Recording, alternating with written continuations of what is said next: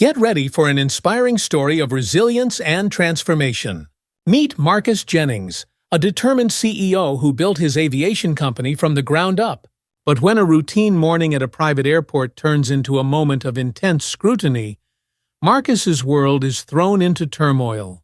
What starts as a challenge to his credibility soon becomes the launchpad for a movement that extends beyond business, reshaping his life and inspiring countless others. Will Marcus rise above doubt and lead his team to create lasting change? Or will the pressure of public and personal trials prove too much? Before we begin, make sure to subscribe and hit the notification bell for more powerful stories like this one. Let us know in the comments where you're tuning in from. Now, let's dive into Marcus's incredible journey. The first rays of morning sun filtered through the cityscape, casting a golden glow over the skyline.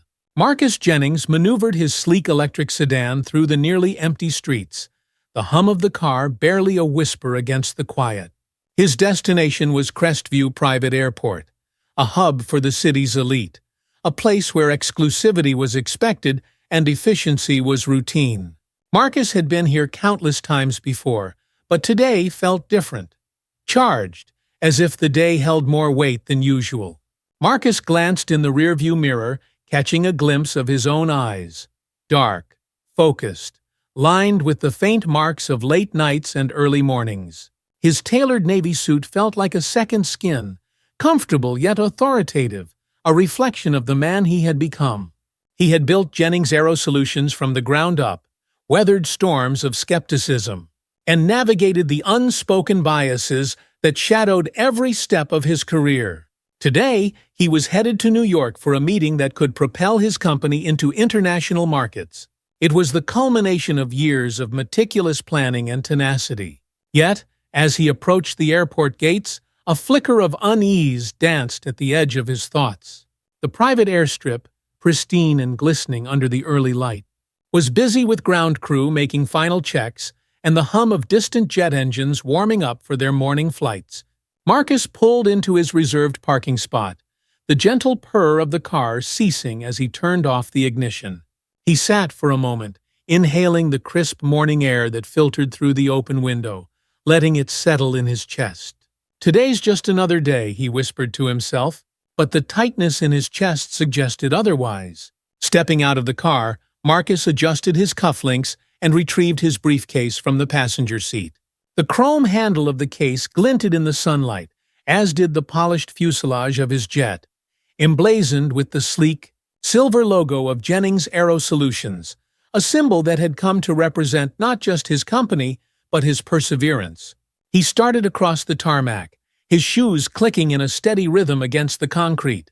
The ground crew, dressed in their orange vests and navy overalls, worked with practiced efficiency. A few of them glanced in his direction, their eyes lingering just a moment too long. It was subtle, almost imperceptible, but Marcus had spent a lifetime recognizing the signs, the quick assessment, the mental recalibration of who they thought he was versus who he actually was. As he approached the jet, Marcus nodded to a group of technicians performing pre-flight checks. Their response was a series of curt nods, their expressions unreadable. The silence felt thicker than usual, like the pause before an orchestra's first note. "Everything in order?" Marcus asked, directing his question to the nearest technician, a young man with sandy hair and a name tag that read Dawson. Dawson's eyes flickered up, surprise registering briefly before he nodded. "Yes, sir. Just finishing up." Marcus smiled politely, but Dawson's gaze shifted away too quickly, his focus moving to the clipboard in his hands. The unease Marcus felt earlier solidified into something more tangible. He'd been in this situation before, when eyes narrowed just enough to betray doubt and whispers that floated like ghosts in the background. He pushed the thought away as he neared the stairs leading to the jet. The polished metal gleamed, a reflection of all the late nights and weekends he'd poured into building his company. He touched the handrail, taking a moment to steady himself before climbing aboard. But before he could ascend, a voice called out behind him. "Excuse me, sir." Marcus turned, the morning light casting long shadows across the tarmac. Two security officers were walking toward him. The older of the two, stocky with a buzz cut and mirrored sunglasses, stepped forward. His name badge identified him as Reynolds. The other, a younger officer with an intense gaze, stood back, arms crossed over his chest. "Is there a problem?" Marcus asked, keeping his voice calm.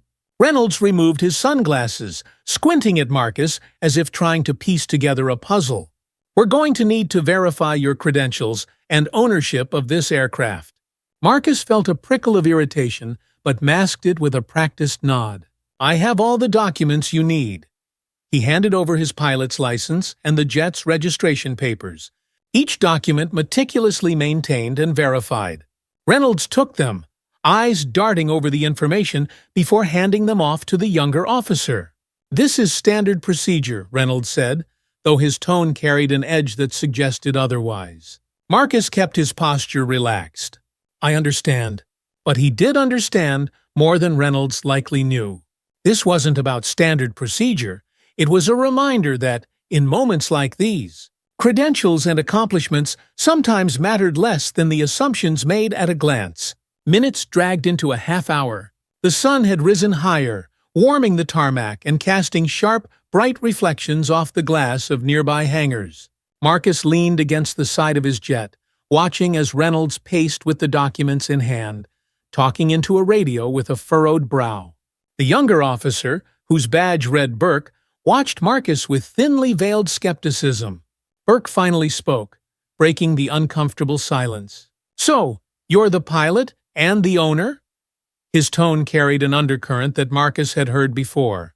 A challenge wrapped in a question. "Yes," Marcus replied, keeping his eyes on Burke, refusing to break contact. "Is that unusual?" Burke's jaw clenched, and for a moment Marcus thought he might push further. But a crackle from Reynolds' radio interrupted them. Reynolds nodded, said something Marcus couldn't hear, and walked back over. "Mr. Jennings," Reynolds said, his tone unreadable, "we're going to need to run a more thorough check. It won't take long." Marcus inhaled deeply, the frustration pressing at the edge of his patience. He glanced at his watch. The delay was already cutting into his timeline. But there was no arguing with an already biased process. "Take your time," he said, though each second felt like an hour. The tarmac grew busier as more private flights began their morning routines. The low rumble of engines and the beeping of transport vehicles punctuated the otherwise heavy silence surrounding Marcus. He stood near the jet, hands clasped behind his back, exuding an air of patience that concealed the tension simmering within. A few yards away, a small cluster of ground crew members had stopped pretending to work and now openly watched the interaction. Their whispers blended with the mechanical sounds around them, just out of Marcus's hearing, but not beyond his understanding. He caught fragments, words like check, unusual, and owner floated on the breeze, each one landing like a sharp pebble against his composure. From the periphery of his vision, Marcus noticed an airport manager stepping out from the glass-walled terminal. The man was in his 50s, with graying hair and a deep frown etched into his face. He approached with a measured stride, clipboard in hand, eyes narrowing as they took in the scene. "Officers," the manager said, his voice carrying a practiced blend of authority and deference, "is there an issue here?" Reynolds turned to face him, still holding Marcus's documents. "Just following protocol, Mr. Carver. Verifying credentials." Carver's gaze shifted to Marcus, recognition flaring for a brief moment before something colder replaced it. He inclined his head slightly.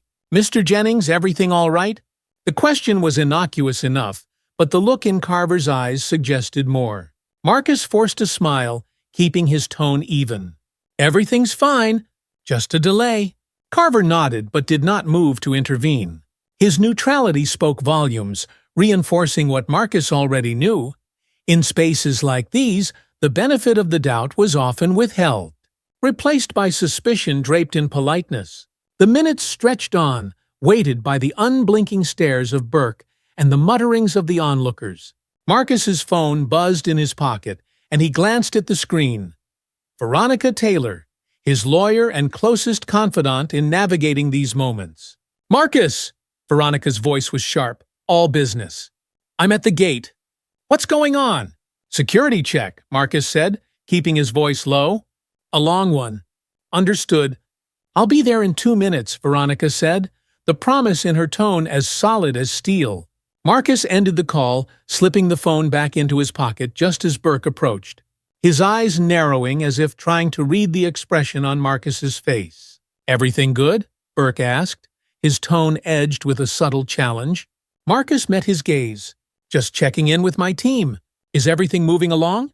Burke's jaw shifted, a muscle twitching as he crossed his arms. Like I said, we have to be thorough. High-profile thefts have been on the rise, especially with high-value aircraft like yours. Before Marcus could respond, the distinct sound of heels clicked on the tarmac, drawing the attention of everyone within earshot. Veronica Taylor approached with measured strides, her black suit crisp, hair pulled back into a sleek ponytail that exuded confidence. She didn't so much as glance at the crowd, but zeroed in on Marcus and the officers. "Good morning, gentlemen," Veronica said, her voice cutting through the tension. She pulled a laminated card from her pocket, holding it up for Reynolds to see. "Veronica Taylor, legal counsel for Mr. Jennings." Reynolds shifted his weight, eyes flickering to the badge before landing on Marcus. "We're just wrapping up, Ms. Taylor." "That's excellent to hear," Veronica said, a subtle bite to her words. She turned to Marcus, her voice dropping into a quieter, reassuring tone. "You all right?" "I'm fine," Marcus replied, grateful for her presence. It was a small comfort, but it steadied him. Reynolds's radio crackled again, this time with a brief message that Marcus couldn't quite catch. Whatever it was, it prompted Reynolds to take a long, slow breath before returning Marcus's documents with a tight nod. "Everything checks out," Reynolds said, as if the words left a bitter taste. Marcus took the papers, his fingers brushing against the slightly crumpled edges. He held the officer's gaze for a moment, letting silence fill the space between them before nodding. "Thank you." Burke shifted, his expression souring. It was clear the outcome hadn't aligned with whatever narrative he'd anticipated. Veronica stepped in, her eyes cold and assessing. "I trust there will be a record of this incident. We'll be following up to ensure the proper documentation." Reynolds' jaw twitched, but he nodded. "Of course." With that, the officers stepped back, their presence still a shadow on the tarmac even as they walked away. Marcus exhaled, the tension finally releasing its grip on his chest. The whispers among the crew faded as people returned to their duties, though glances still darted his way. "Come on," Veronica said, her hand a steady presence on his shoulder. "Let's get you airborne." Once inside the jet, the familiar hum of the cabin system surrounded Marcus, a balm to the earlier frayed nerves. He sat in the pilot's seat, hands resting on the controls as he ran through his pre-flight checks with mechanical precision. The delay had cost him precious minutes, but the flight plan was still intact, and he would make up the time in the air. Veronica settled into one of the passenger seats, her eyes watching him carefully. "You handled that well," she said after a moment. "Did I have a choice?" Marcus asked, a hint of weariness in his voice. "Not really," she admitted, her expression softening. "But you still did." Marcus met her gaze in the mirror. They both knew this wasn't the first time something like this had happened, and it likely wouldn't be the last. But today had been different. It had been public, under the scrutiny of too many eyes, and that changed things. As the engines roared to life and the jet began to move, Marcus felt a familiar surge of focus, the runway stretching out before him like a promise. The jet lifted smoothly into the sky and the ground fell away, taking with it the weight of the morning's confrontation. For now, he was where he belonged, flying above it all, even if just for a while. But Marcus knew the altitude wouldn't shield him forever. He glanced back at Veronica, who was already on her phone, eyes narrowed in concentration. The fight wasn't over, and he'd need every ounce of resolve for what came next. The sprawling cityscape of New York came into view, bathed in the late morning light that glinted off the skyscrapers like polished glass. The Hudson River wound its way through the metropolis, catching the sun's rays in a dance of shimmering reflections.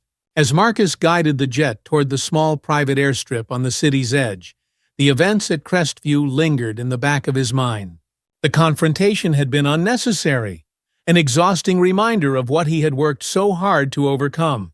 But today's meeting was too important to dwell on the past. The wheels touched down with a smooth precision, the tires skimming the tarmac before settling with a low rumble. Marcus powered down the engines, taking a deep breath as he leaned back in the pilot's seat. The familiar adrenaline of landing faded, leaving a sense of heavy anticipation. Veronica stood up, smoothing her suit and meeting Marcus's eyes. "You're ready for this," she said, more statement than question. Her tone was reassuring, almost protective. "More than ever," Marcus replied, unbuckling his harness and rising to his feet. As he stepped out of the jet, the crisp New York air swept over him, carrying the energy of a city that never paused, never softened. The car waiting for them was sleek and black, a subtle nod to the importance of the meeting. Marcus slid into the back seat, Veronica following, and they set off through the maze of streets, the driver navigating with practiced ease. The building that housed Larson Investment Partners was a modern marvel of architecture, all sharp angles and gleaming surfaces. The lobby was bustling with people, each dressed impeccably and moving with purpose. Marcus and Veronica were met by an assistant who led them to the elevator with quick, efficient steps. 15th floor, the assistant said, pressing the button and giving them a polite nod before stepping back. The ride up was silent, the soft ding of each passing floor counting down to the moment Marcus had prepared for over the last year. The pitch he was about to deliver had the power to launch Jennings Aero Solutions into international markets, cementing their position as an industry leader. The conference room was expansive, framed by floor-to-ceiling windows that showcased a panoramic view of the city. A polished mahogany table stretched through the center, surrounded by chairs already filled with investors and board members. The air was thick with the kind of tension that only high-stakes meetings carried. "Mr. Jennings, welcome," said Philip Larson, the firm's CEO, standing to greet Marcus with a firm handshake. His gray suit was perfectly tailored, and his expression carried the slight smile of a man accustomed to wielding influence. "Thank you, Mr. Larson," Marcus replied, matching the strength of the handshake. Veronica took a seat beside him, her presence a quiet pillar of support. The room settled into silence as Marcus began his presentation. The screen behind him lit up with slides detailing the expansion plan, market analyses, projected revenues, and the innovative strategies that set his company apart from the competition. He spoke with a confidence born of years of pushing boundaries, of refusing to let doubt outweigh ambition. And finally, Marcus said, wrapping up his presentation, this partnership would not just be an investment in a company, but in a vision that redefines what's possible in modern aeronautics. The room was silent for a moment before Philip nodded, the corners of his mouth lifting in what could almost be approval. "Impressive, Mr. Jennings. Now let's open the floor to questions." The first few questions were technical, focused on numbers and logistics.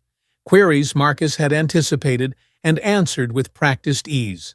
But then, a man seated near the far end of the table with salt and pepper hair and a voice sharpened by years of boardroom battles, leaned forward. "Mr. Jennings, your track record is impressive. However, with recent incidents involving high-profile CEOs facing public and legal challenges, how can we be confident that your company's leadership won't attract undue attention?" The question hung in the air, sharp and probing. Marcus knew immediately what the man was referencing. The incident at Cresview, now making waves online as people picked up on his experience, had already reached the ears of those in the room. Veronica's posture tensed slightly beside him, but Marcus kept his gaze steady, refusing to let the moment shift the power dynamic. "I appreciate the concern, and transparency has always been a cornerstone of Jennings Aero Solutions. Challenges do arise, but it's how we respond to them that defines us. We address issues directly, maintain integrity, and move forward stronger." A few heads nodded, though the tension didn't entirely lift. Marcus continued. "The recent situation you mentioned is an example of standing firm against unjust assumptions and turning them into opportunities for change. Our leadership doesn't just navigate turbulence, we master it." Philip's eyes met Marcus's, his expression inscrutable but intrigued. "Thank you, Mr. Jennings. Let's move on. The meeting stretched on, questions ranging from logistics to leadership philosophy, each one testing Marcus's preparation and resolve. When it finally concluded, the board members exchanged glances and murmurs, their decision-making process beginning as they moved toward private discussions. "Thank you for your time," Philip said, shaking Marcus's hand. "We'll be in touch soon." Marcus nodded, the strain of holding himself in perfect composure easing slightly as he turned toward the exit. Veronica walked beside him, her expression neutral, but her eyes searching his face for a read on his thoughts. Once in the elevator, she let out a breath.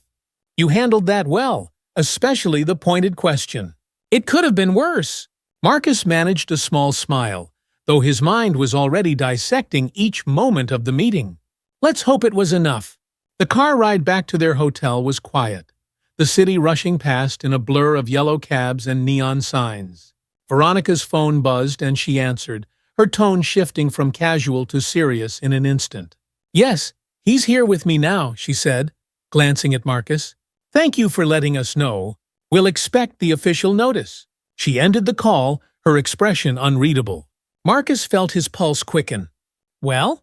"They've requested a follow-up meeting for next week," she said, a hint of relief breaking through her professional facade. "It's not a yes, but it's not a no." Marcus leaned back against the seat, the tension in his shoulders releasing just enough to feel the exhaustion creeping in.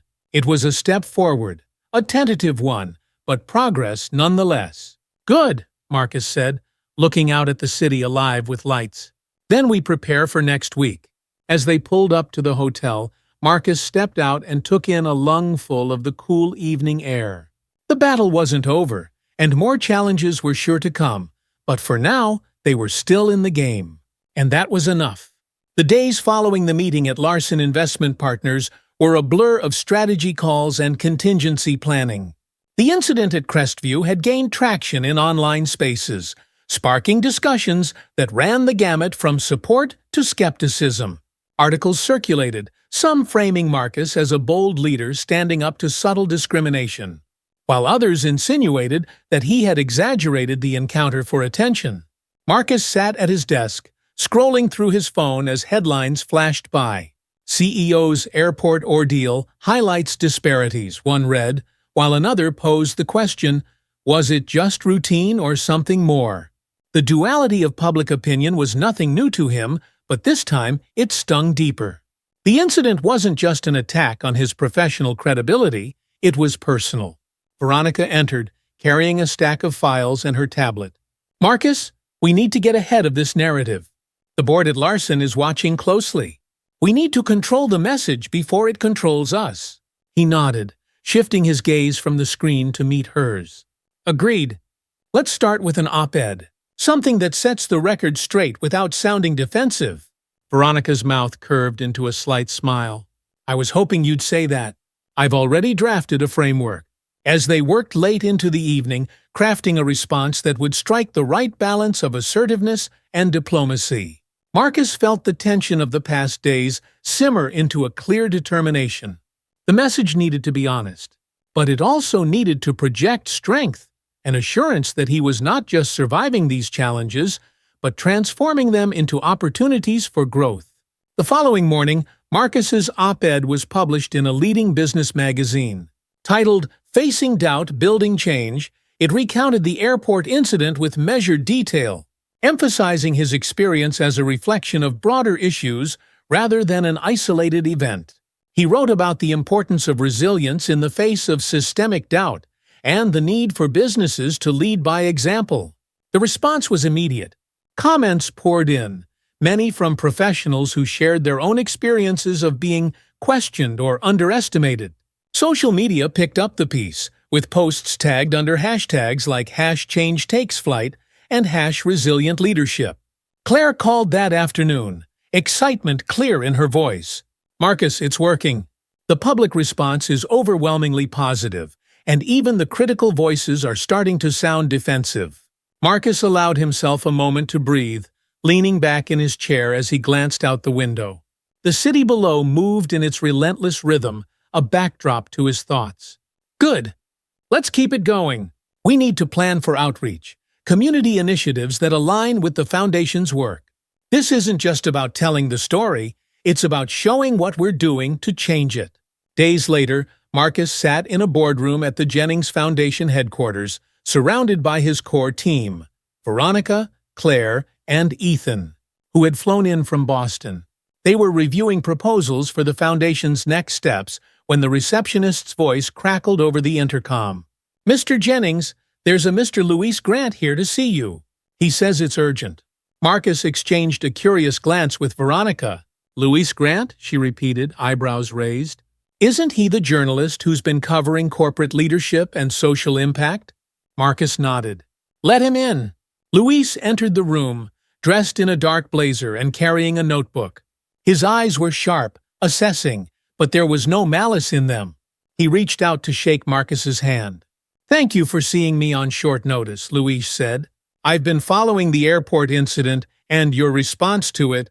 I think there's a story here that needs more depth, something that shows the human side beyond the headlines." Marcus studied Luis for a moment, weighing the offer. A feature from a respected journalist could amplify their message, but it came with risks. "I'm open to it, but transparency is non-negotiable," Marcus said. "We share the full picture or nothing at all." Luis's lips curved into a small, approving smile. "That's exactly what I'm hoping for." A week later, Marcus sat in a corner office filled with warm light as Luis set up a recorder and arranged his notes. Veronica was present, her posture relaxed but attentive. The conversation began with easy questions about Marcus's early days, how he'd juggled 2 jobs to pay for pilot training, the mentors who'd helped him along the way, and the moments when he nearly gave up. But then, Luis leaned forward, his tone shifting. "Tell me about the morning at Cresview. What was going through your mind when you realized it wasn't going to be a routine check?" Marcus's jaw tightened slightly, but he met Luis's gaze. It was a moment that felt too familiar, even after all these years. "I've worked hard to get where I am, but that morning reminded me that no amount of success makes you immune to doubt. The difference now is that I have a platform, a voice that others might not. And that's why we're doing this, to make sure fewer people face what I did, without support or recourse." Luis nodded, jotting down notes. "And how has this experience shaped your vision for Jennings Aero Solutions and the Foundation?" Marcus smiled, though it didn't entirely reach his eyes. "It's deepened my resolve. We're not just here to succeed in business. We're here to redefine what success looks like. It's not just profits and growth, but the impact we leave behind." Veronica's subtle nod from the corner signaled approval. The conversation continued, touching on upcoming projects and the role of corporate responsibility in social change. By the end of the interview, Marcus felt drained but hopeful. If Luis's piece captured even a fraction of what they discussed, it could be a turning point. 2 weeks later, the feature article was published, titled "Flight Path: The CEO Who Chose Change Over Silence." It painted a portrait of Marcus as more than a businessman. It presented him as a leader molded by challenge and driven by purpose. The article included first-hand accounts from Foundation scholarship recipients and community members who had benefited from Jennings Aero Solutions outreach programs. Emails and calls flooded in, not just from supporters, but from CEOs and industry leaders who wanted to collaborate. Public perception shifted palpably, tilting toward respect and recognition. Ethan called, his voice bright with excitement. "Marcus, this is huge. Larson's board wants to expedite your follow-up meeting. They see the momentum, and they don't want to miss being a part of it." Marcus's heart thudded in his chest, a blend of excitement and anticipation. "Then let's make sure we're ready," he said, a determined smile spreading across his face. Veronica, standing in the doorway with her tablet, gave him a nod. "We already are." The follow-up meeting at Larson Investment Partners was set for a Tuesday afternoon. The air in the boardroom was thick with anticipation, each attendee representing a crucial vote that could either propel Jennings Aero Solutions forward or stall its ambitions indefinitely. Marcus, dressed in a charcoal suit that matched the quiet confidence he wore like armor, took his seat at the head of the polished table. Veronica sat to his left, with Ethan on his right. Philip Larson opened the meeting, his expression as impenetrable as ever. "Mr. Jennings, your presentation last week was compelling, and in light of recent developments, we'd like to hear more about how you plan to navigate this public spotlight while maintaining the stability of your company." Marcus leaned forward, taking a moment to scan the room. Each face told its own story, some openly curious, others calculating. The public response has confirmed what I've always believed, that leadership is as much about resilience as it is about strategy. Jennings Aero Solutions isn't just prepared to handle the scrutiny. We're embracing it as part of our identity. Transparency and integrity have always been at our core, and we intend to set a new standard for what it means to lead in this industry. A murmur of approval swept through a few of the board members. Philip nodded slowly, signaling that Marcus should continue. "We're leveraging our position to advance initiatives through the Jennings Foundation, which strengthens our community ties and reinforces our brand as a company that values more than just the bottom line. This commitment to social impact not only aligns with today's market expectations, but is also a reflection of our leadership's core values." A board member to Philip's left, a woman with silver-streaked hair named Elaine Rivera, spoke up. "Mr. Jennings, while your focus on social impact is admirable, how do you ensure that it doesn't detract from the company's financial growth?" Marcus met her gaze, unflinching. "By treating social responsibility as an investment, not an expense. Our programs foster a stronger, more inclusive workforce, which in turn drives innovation and growth. It's not just good ethics, it's smart business." Philip leaned back, his steepled fingers tapping once against his lips before he spoke. "Thank you, Mr. Jennings. We'll deliberate and get back to you by the end of the week." As Marcus walked out of the boardroom with Veronica and Ethan, the tension in his shoulders eased slightly. This time, there was no doubt that he had given everything he had. Now, all they could do was wait. The days that followed were a blur of restless anticipation. Marcus spent long hours at the foundation, where the new mentorship program was gaining traction. The halls buzzed with energy as volunteers and mentees moved through workshops and planning sessions. Despite the building momentum, Marcus couldn't shake the gnawing feeling of uncertainty about Larson's decision. One afternoon, as Marcus reviewed reports in his office, Claire burst through the door, her excitement barely contained. "Marcus, it's out! Larson made their decision public. We got the partnership." The room seemed to expand and contract in an instant, and Marcus let out a breath he hadn't realized he was holding. Relief washed over him, tempered by the knowledge of what came next. "Good," he said, a smile breaking through. "Then it's time to get to work." Veronica, who had been listening from the doorway, nodded with a rare grin. "This is just the beginning, Marcus. The partnership with Larson Investment Partners was transformative. It opened doors that had previously been bolted shut, facilitating new contracts and partnerships across Europe. The Foundation's profile rose as well, with corporate sponsorships fueling more extensive programs for underrepresented students interested in engineering and aerospace. But with success came challenges. The increased visibility attracted not only allies, but critics who scrutinized every move Marcus made. Articles emerged questioning whether the rapid expansion was sustainable, and whether Marcus's dual focus on business and social impact would divide his attention. One evening, Marcus sat at a cafe near the Foundation's headquarters, nursing a cup of black coffee. The hum of the city surrounded him as he scrolled through an op-ed that questioned his leadership, titled, "Can One Man Do It All?" The tone was skeptical, hinting that Marcus's ambitions were too broad, that the balancing act couldn't last. Ethan joined him, dropping into the chair opposite. "You've seen it, haven't you?" Ethan asked, nodding toward the phone. Marcus set the device down, the glow of the screen fading into darkness. "I have. It's nothing new. But it's louder now," Ethan said, his voice low but steady. "They're watching, waiting for a misstep." "I know," Marcus said, his eyes distant. "But we're not giving them one." Just when it seemed like Marcus was balancing the weight of success and scrutiny, a new challenge emerged. A miscommunication at one of the Foundation's partner schools led to allegations that funds had been mismanaged. Although the accusations were baseless and quickly disproved, the story gained traction in the media, painting a picture of incompetence and mismanagement.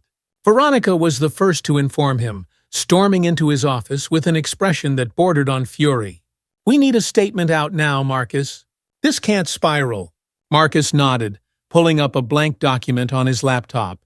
"I'll handle it." Together, they crafted a response that outlined the facts and reiterated the Foundation's commitment to transparency. The statement was published within hours, but the damage was already starting to spread. Social media buzzed with opinions, some supportive but many critical. A few nights later, Marcus found himself sitting alone in his office. The skyline outside was a mosaic of glowing windows, each one a small life playing out beyond his reach. He rubbed a hand over his eyes, the exhaustion of weeks without pause finally catching up to him. The partnership with Larson, the expansion, the crisis, all of it pulled at him, each thread threatening to unravel the progress they'd made. His phone buzzed, a text from Claire. "We're with you. Don't forget that." Marcus allowed a small smile to touch his lips. He wasn't alone in this, and as much as the challenges felt like weights, they were also proof that they were moving, pushing against a system resistant to change. Veronica called a meeting the next morning, bringing together the Foundation's leadership and key allies. The room was filled with familiar faces: Ethan, Claire, and a few new ones, partners who had stepped up during the recent crisis. "We need to show strength, not just in words, but in action," Veronica said, eyes sharp as they scanned the room. "We have an opportunity here to push back, to demonstrate that we're not just reacting, we're leading." Marcus stood, the weight of sleepless nights settling in his posture, but not in his resolve. "We're going to double down on our outreach.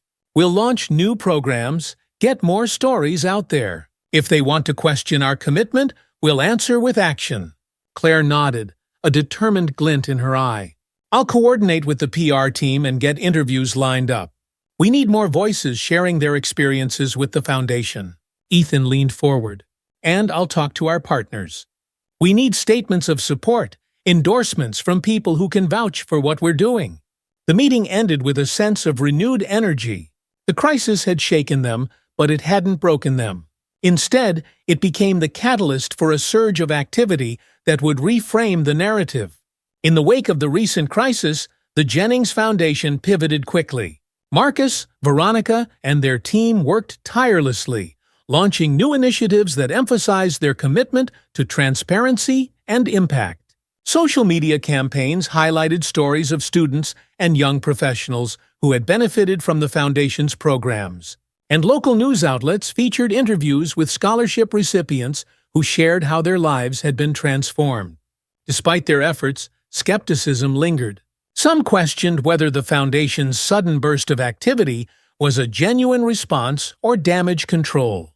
Marcus knew that winning back trust would take time and more than just a media blitz. It would require showing that their commitment was unwavering, even under pressure. One afternoon, Marcus stood in the middle of a bustling community center that served as one of the Foundation's outreach hubs. Children and teenagers moved between STEM workshops and tutoring sessions, the air filled with a hopeful energy that cut through his weariness. Ethan walked up, a clipboard in hand and a rare smile on his face. "This turnout is impressive," Ethan said, nodding toward a group of students building a model rocket under a mentor's guidance. "This is what it's about, isn't it?" Marcus watched the scene unfold, the knot in his chest easing just a little. "It is, but we need to do more than show up in moments like this. We need to keep showing up even when the spotlight fades." Ethan's smile widened. "And we will." A week after the community center event, Marcus received an unexpected call from Louise Grant, the journalist who had previously covered his story. Louise's voice carried a hint of urgency. "Marcus, I'd like to follow up on my original piece. There's more to tell now, and I think people need to see what's been happening behind the scenes." Marcus hesitated for only a moment before responding. "Come by the Foundation tomorrow. I'll make time." The next day, Louise arrived with a small team to document the ongoing work at the Foundation. Cameras captured students deep in thought as they worked on engineering projects, mentors guiding discussions on career paths, and volunteers stocking shelves with educational resources. Luis sat down with Marcus in a quieter corner, the hum of activity forming a backdrop to their conversation. "You've faced a lot of scrutiny lately," Luis began, voice measured. "Why not step back and let things cool down? Why keep pushing so hard?" Marcus leaned forward, fingers laced together. "Because stepping back isn't an option when people are counting on you. Every challenge we face isn't just about me or the foundation, it's about what it represents. If we back down, we send a message that it's okay to quit when things get tough. And that's not a lesson I'm willing to teach." Luis's expression shifted, a hint of admiration breaking through his journalistic neutrality. "And what do you hope people take away from all of this?"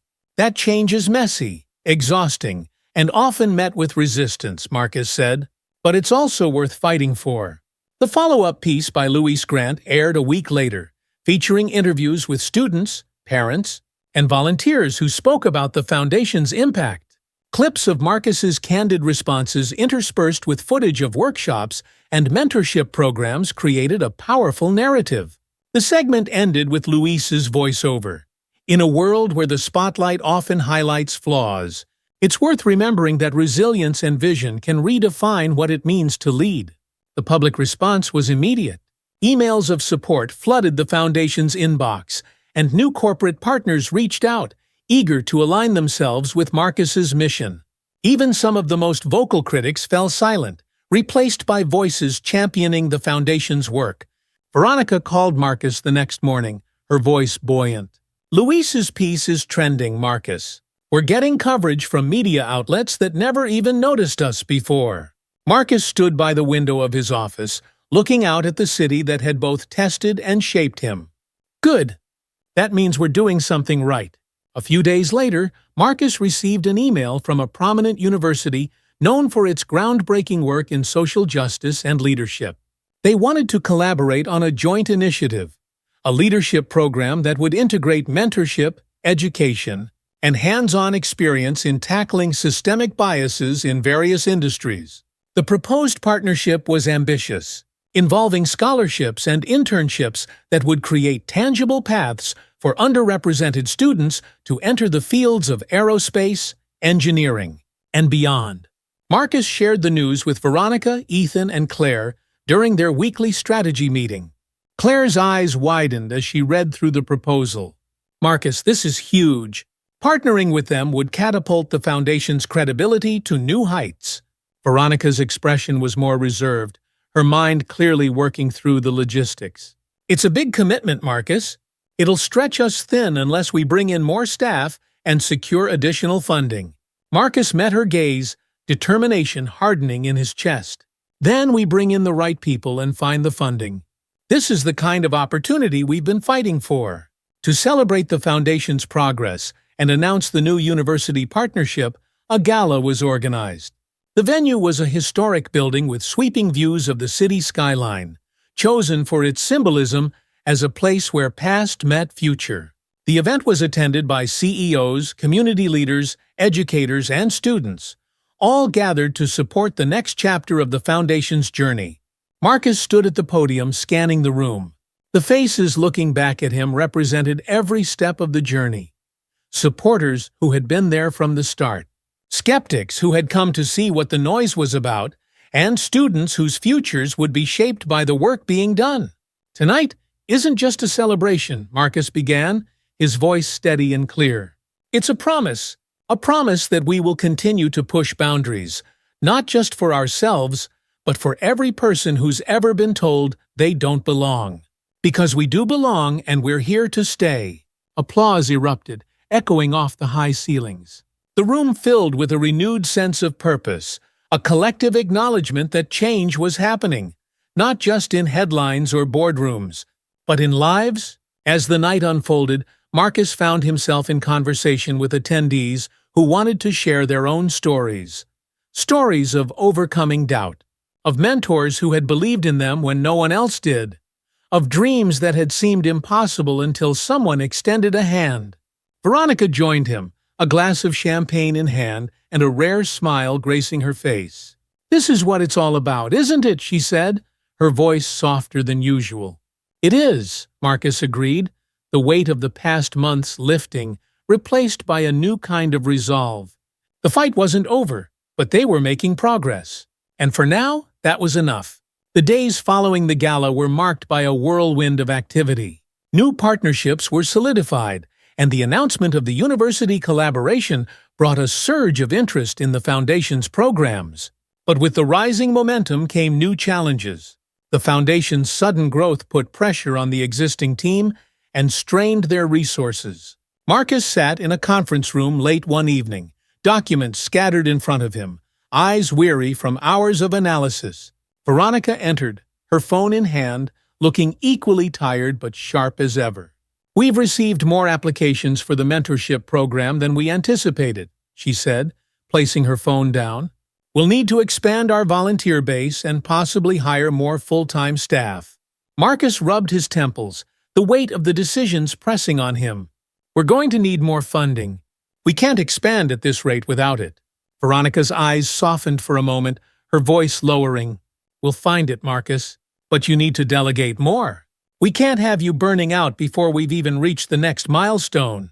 A knock at the door interrupted them. It was Claire, looking excited and out of breath. "Sorry to interrupt, but you need to see this," she said, handing Marcus a tablet. A headline from a major business news outlet flashed across the screen. "Jennings Foundation Partnership paves way for unprecedented change in STEM education." Marcus's heart lifted slightly, a glimmer of hope cutting through the fatigue. The article praised the Foundation's impact and highlighted testimonials from students and parents. The positive press was a welcome counterbalance to the challenges they faced. Veronica glanced at the headline, a faint smile touching her lips. "It's a good sign. We're making waves, Marcus." As the Foundation's profile rose, so did the backlash. Some prominent figures who had previously remained neutral now spoke out, claiming that Marcus's story was overshadowing other important voices in the fight for equity. Commentators questioned whether the Foundation's rapid growth would dilute its effectiveness. One evening, Marcus was scrolling through the latest news on his phone when he came across an op-ed titled, "Is Marcus Jennings Hogging the Spotlight?" The piece argued that while the work of the Foundation was commendable, it risked becoming more about Marcus's brand than the cause itself. The words struck a nerve. He set the phone down and stared out the window of his office, the city lights blurring into a mosaic of colors. The criticisms, though familiar, carried a sting that didn't lessen with repetition. The fight was never just against the tangible challenges, it was against perceptions that shifted as easily as the wind. The next morning, Marcus brought up the article during their strategy meeting. "We need to make sure that the Foundation isn't seen as a one-man show," he said. "Our success needs to be about the community we're building, not just me." Ethan nodded. "Agreed. We could feature more stories from students and mentors, showcase them as the face of what we're doing." Claire jotted down notes, her brows furrowed in concentration. "I'll coordinate a new series of media posts focusing on personal stories. We'll highlight the broader team and community." Veronica looked at Marcus, her expression a mix of concern and encouragement. "This is what leadership looks like. You're doing the right thing by sharing the platform." After the meeting, Marcus stayed behind, lost in thought. Veronica lingered, sensing his turmoil. "Do you want to talk about it?" she asked. Marcus looked up, the lines of exhaustion clear on his face. "It's just, no matter how much we do, it feels like there's always something ready to pull us back down." Veronica leaned against the table, crossing her arms. "Marcus, you knew this fight wasn't just about building something great. It's about pushing against the expectations and doubts that have always been there. And that means facing resistance, even from places you don't expect." He nodded, the words sinking in. "I just want to make sure that when we say we're changing things, we actually are." "You are," Veronica said, her voice firm. "But remember, it's not all on your shoulders. You've built a team for a reason. Let them carry some of this too." Marcus took a breath, the tension in his chest easing just a little. "Thanks, Veronica." She gave him a small, rare smile. "Anytime." The Foundation's partnership with the university was set to kick off with a major event, a 2-day conference that would feature workshops, panels, and networking opportunities for students interested in STEM fields. The event was highly publicized, drawing attention from both media and educational leaders. On the morning of the event, Marcus stood backstage, listening to the hum of conversation beyond the curtain. The conference hall was filled with students, educators, and professionals. The energy was palpable, a mix of excitement and curiosity. Veronica and Ethan stood with him, going over last-minute details. Claire was already on stage, introducing the first panel of the day. Marcus adjusted his tie, his hands steady despite the nerves dancing in his stomach. "You're up next," Veronica said, giving him a reassuring nod. "Remember, you're not just talking about the past, you're showing them the future." Marcus stepped onto the stage to a round of applause. The bright lights momentarily blinded him, but as his eyes adjusted, he saw the eager faces looking up at him. "Thank you for being here today," he began, the weight of the moment grounding him. "2 years ago, I faced a moment that reminded me of how fragile success can be, how easily it can be questioned. But instead of letting that moment define me, I chose to use it as a catalyst for change." He paused, letting the silence settle. This partnership isn't just about providing opportunities. It's about creating a legacy of support, mentorship, and resilience. It's about making sure that no one has to fight their battles alone. The applause was thunderous, echoing through the hall. Marcus took it in, not as a personal victory, but as a collective one. The room was full of potential, each person representing a future that could be brighter and more inclusive. The event was a success, covered by multiple media outlets that praised the Foundation's collaborative approach.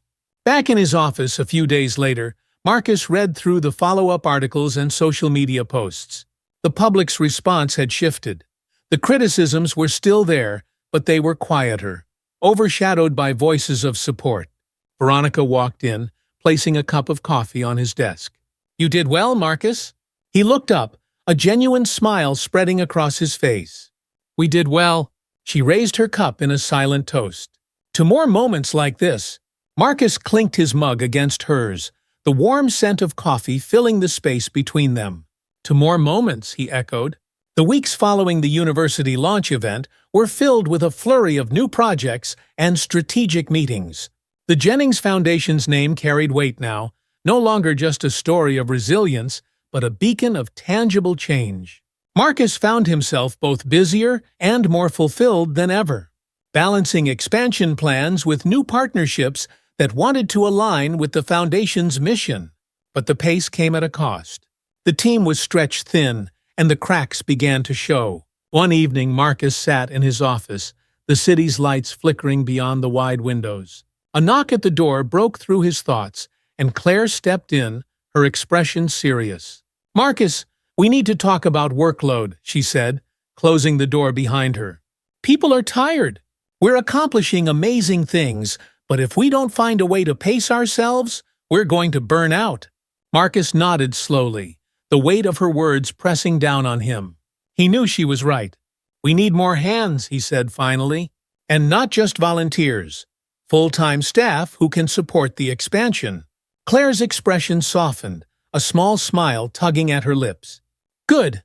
I'll start drafting a proposal for new hires and see where we can secure the budget." As she left, Marcus took a deep breath, the decision settling over him like a heavy but necessary blanket. They had come too far to let momentum falter now. With the approval from the board, the Foundation began the process of hiring new staff, program coordinators, marketing specialists, and additional mentorship leads. The infusion of fresh energy revitalized the team and allowed Marcus and his core group to refocus on strategic leadership. Veronica called a meeting to introduce the new hires. The conference room was filled with both familiar and new faces, each bringing a unique set of skills to the table. As the introductions wrapped up, Marcus stood and surveyed the room, pride swelling in his chest. "We're here because we believe in more than just words," he said. "We believe in action, in showing up for those who need a voice and a platform. This is not the end. It's the beginning of something bigger. Applause rippled through the room, followed by a renewed sense of purpose. The next chapter of the foundation was underway, driven by the dedication of a team that was growing in both size and strength. One morning, Marcus's assistant walked into his office with a letter, its formal letterhead immediately catching his attention. It was from a global engineering and aerospace firm that had been watching the foundation's progress. They proposed a joint venture to create scholarships and internship programs tailored for students pursuing STEM careers, particularly those from underrepresented backgrounds. Marcus read through the letter twice, the potential impact sinking in. If they could pull this off, it would mean global recognition and opportunities for thousands more students. He called Veronica and Ethan into his office to discuss it. "This could change everything," Ethan said, eyes lighting up with excitement. "This is the kind of partnership that puts us on the world stage." Veronica nodded, a hint of caution in her eyes. "It's huge, Marcus, but we need to make sure we have the infrastructure to support it. We're growing fast, and this would push us even further." Marcus leaned back in his chair, the weight of the decision pressing against his chest. "We'll move forward, but carefully. Let's plan out the next steps and make sure we're ready for this kind of scale." A month later, the joint venture was ready to be announced. The press conference was held in a large auditorium filled with journalists, community leaders, and young students who were there as symbolic representatives of what the partnership could achieve. Marcus stood behind the podium, flanked by representatives from the aerospace firm and university leaders. Cameras flashed, and the hum of anticipation filled the room. "Today marks a new chapter for the Jennings Foundation," Marcus began, his voice strong and clear. "This partnership is more than just a collaboration. It's a promise to open doors that have been closed for too long and to create pathways that lead to opportunities once thought unreachable." The applause was immediate, but it was the look on the students' faces that struck him most. Expressions of hope, ambition, and gratitude. When the conference ended, Marcus stepped down from the stage, greeted by students who wanted to shake his hand, mentors who wanted to share stories of their journeys, and journalists hungry for quotes. It was chaotic, but it was the kind of chaos that felt like progress. One quiet evening, after a long day of meetings, Marcus sat in his office and opened the pile of letters that had been sent to the foundation. One envelope caught his eye. It was handwritten, addressed simply to Marcus Jennings. Inside was a letter from Louise Grant, the journalist who had covered Marcus's story during the earlier stages of the foundation. "Marcus, I wanted to reach out not as a journalist, but as someone who has watched your journey. You've shown what resilience looks like when paired with purpose. What started as a story about overcoming doubt has become a story about lifting others. Keep pushing forward. The world is better for it. Best, Louise." Marcus felt a warmth settle over him, a moment of stillness in the whirlwind of progress. It was a reminder that the story was bigger than him now. It was about every student who dreamed of breaking barriers, every mentor who believed in them, and every person who chose to push against doubt to create change. The months that followed were filled with continued growth. The Foundation's programs expanded internationally, reaching communities that had never before had access to resources in STEM education. Marcus worked with leaders across industries, crafting tailored initiatives that would not just open doors, but keep them open. One evening, Marcus stood on the terrace of the Foundation's headquarters, watching the sun set over the city. The view was familiar, but it felt different now. This was a city that had once tested him, challenged him at every turn. And now, it was a city where he had built something that reached far beyond its limits. Veronica joined him, leaning on the railing beside him. "We've come a long way," she said, a hint of emotion in her voice. Marcus nodded, a quiet smile playing at his lips. "And we're not done yet." "No," Veronica agreed, her gaze fixed on the horizon. "Not by a long shot." At the Foundation's annual scholarship ceremony, Marcus stood on stage, watching as a group of young recipients accepted their awards. Each name called was a reminder of why the journey had been worth it, why every challenge had been necessary. The room was filled with proud parents, mentors, and the new hires who had joined to support the mission. One of the recipients, a young woman named Kayla, stepped up to the microphone to speak. "When I was younger, I didn't think someone like me could ever dream of being an aerospace engineer. But because of the Jennings Foundation, I'm not just dreaming it, I'm living it." Applause thundered through the room, and Marcus felt a rush of emotion swell in his chest. It was a victory, not just for him, but for every person who had once stood in the same place, uncertain if they belonged. As the ceremony concluded and the attendees began to file out, Marcus caught sight of Ethan, Claire, and Veronica standing together, each of them sharing in the moment. He walked over, joining them in a circle of shared pride. Ethan raised an imaginary toast. "To what's next?" Marcus laughed, the sound light and unburdened. "To what's next?" The foundation continued to grow, its reach extending further each year. The story of Marcus Jennings became one of both success and significance. A narrative that inspired not just through words, but through actions that spoke to the heart of what was possible when resilience met purpose. Standing in his office on a quiet evening, Marcus looked out at the city one last time before turning off the lights.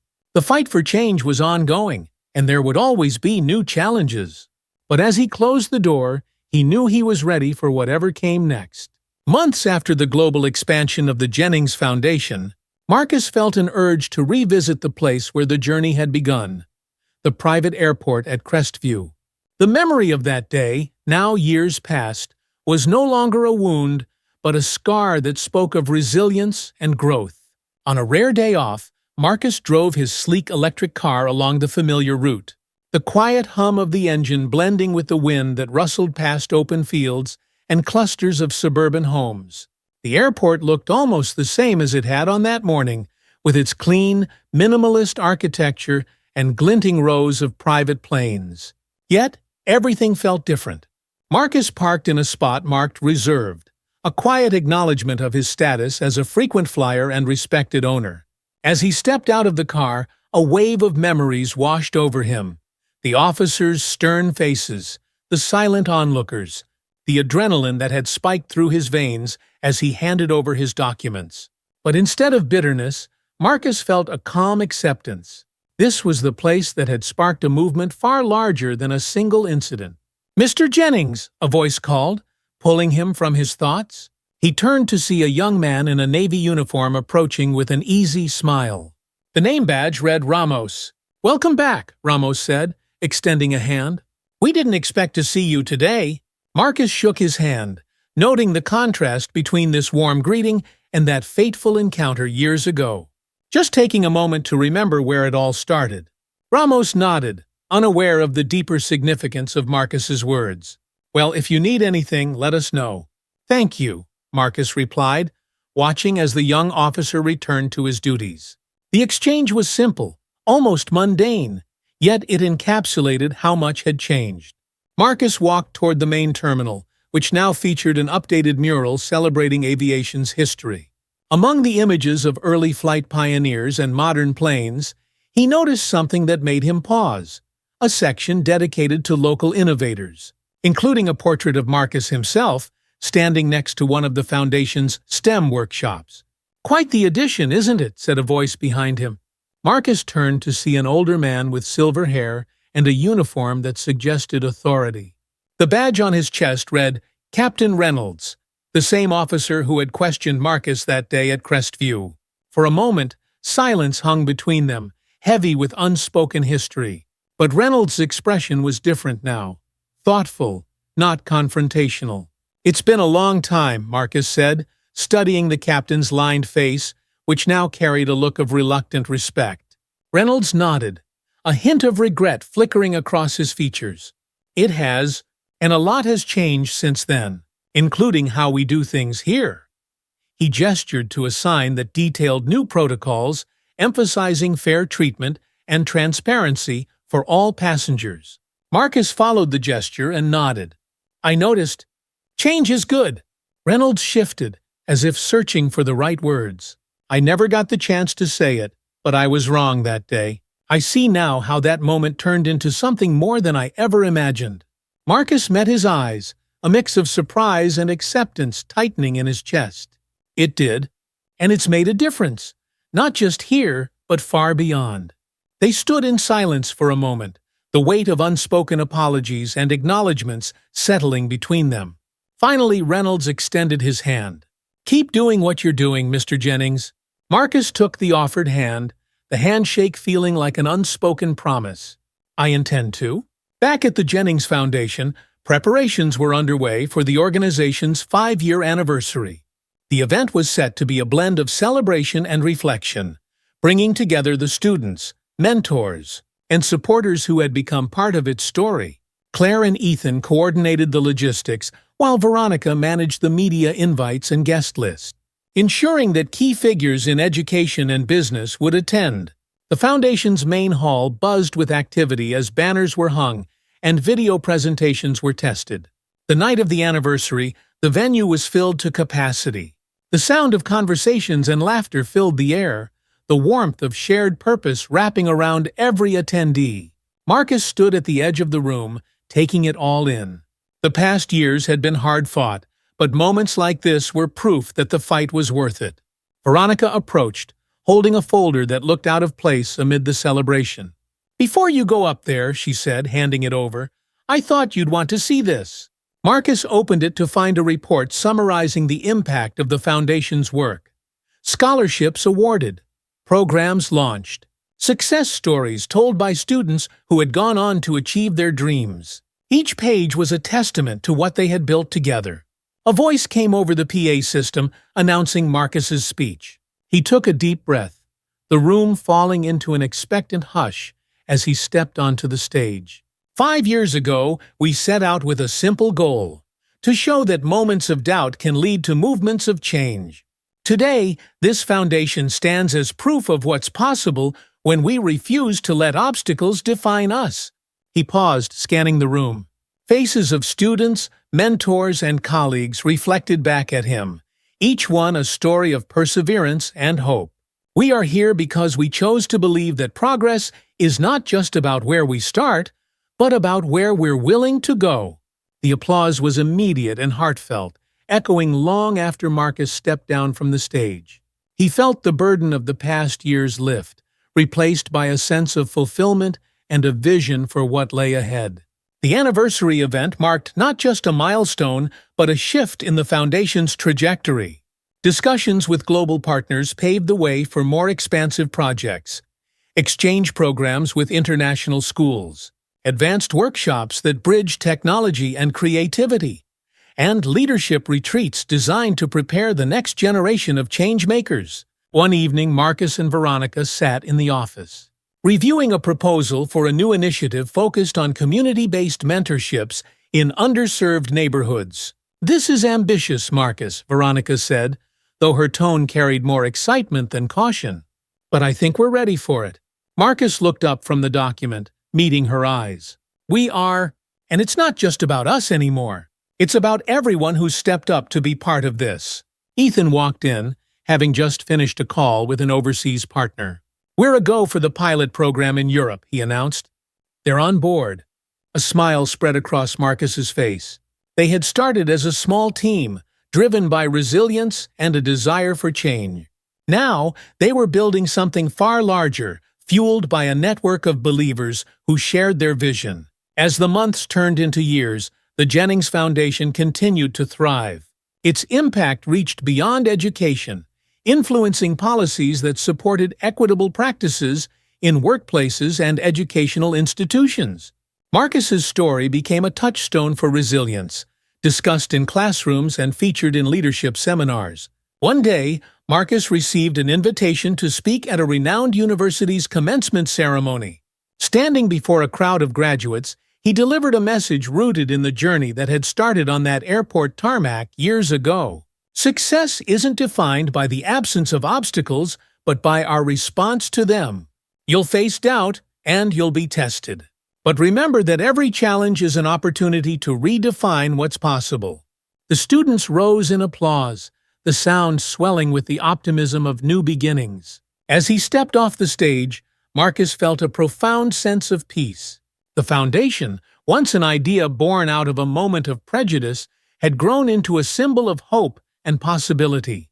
and as he looked out over the sea of bright, determined faces, he knew that the work was far from over.